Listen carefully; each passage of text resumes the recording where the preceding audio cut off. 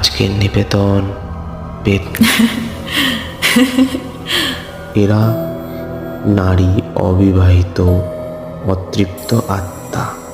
যখন কোনো নারীর অবিবাহিত অবস্থায় মৃত্যুবরণ করে বা অপঘাতে মৃত্যু ঘটে, তখন সেই নারীর আত্মাটি পেতনি বলে অভিহিত করা হয়।